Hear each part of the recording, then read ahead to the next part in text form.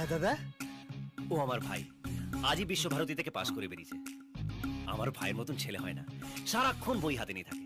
একবার শ্রুতির সঙ্গে ওর বিয়ে দিয়ে দিন, তারপর দেখবেন বই ছেড়ে বউ নিয়ে সারাক্ষণ আছে। কিরে, শ্রুতিকে বিয়ে করতে তোর কোনো আপত্তি নেই তো? দাদা তুমি বললে তো আমি জীবন দিয়ে দিতে পারি। এই না হলে আমার ভাই পাঠিয়ে দিচ্ছিস।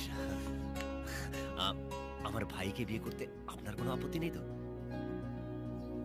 দাদার যদি পছন্দ হয় আমার কোনো আপত্তি নেই। কিন্তু বিয়েতে যারা আসবে ওদের আমি কি বলবো? Problem solve.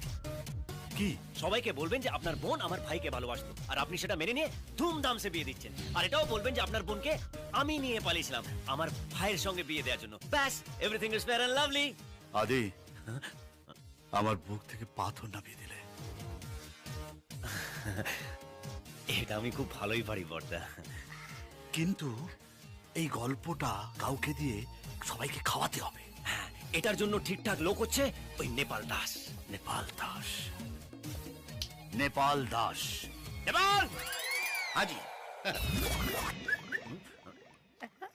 বর্দা, বলো, শ্রুতি কাকে ভালোবাসে? কাকে বর্দা? ওকে। ও এবার বলো, শ্রুতির বিয়ের দিন হ্যাঁ। শ্রুতিকে কে কিডন্যাপ করেছিল? ও, এটাই এই স্টোরিটা সবাইকে রটাতে হবে, বুঝলে? স্টোরি কি বর্দা? এটাই তো হিস্ট্রি। এখানে মানে আবার কি এই! করে? একটা কথা বুঝে নাও, যদি তুমি এই কাজটা করো তাহলে বিয়ের পরে তোমাকে আমি ছেড়ে দেবো। কিন্তু বর্দা, আদে, ওকে নিয়ে গিয়ে বোঝাও।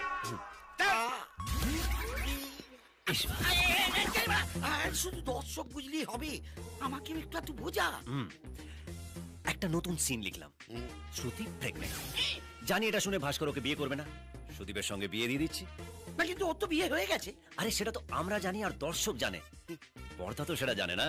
হ্যাঁ? ওরে না, তোর তো শুধু মাথাটা না, পুরো শরীরটাই তো ব্রেন। এই জন্যই তো নেপাল দাস, আমি খাবো ক্ষীর আর তুমি খাবে ঘাস। এসব পাস পাস। First class. বাহ, এই রংটা তো তোর উপর দারুণ মানাচ্ছে রে দিদি। হ্যাঁ, এই দিদি, তোর তো সব সেটিং হয়ে গেছে। আমার সঙ্গে আদির ব্যাপারটা ভালো ভালো হয়ে যাবে তো বল? একদম টেনশন করিস না, সব ঠিক হয়ে যাবে।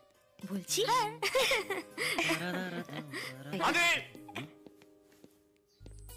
তোমাকে যে কি বলে ধন্যবাদ দেবো আমি জানি না। কেন বর্দা? যেদিন থেকে তোমার এই বাড়িতে আমি ঢুকেছি, তোমার সঙ্গে সম্পর্ক হয়েছে, সব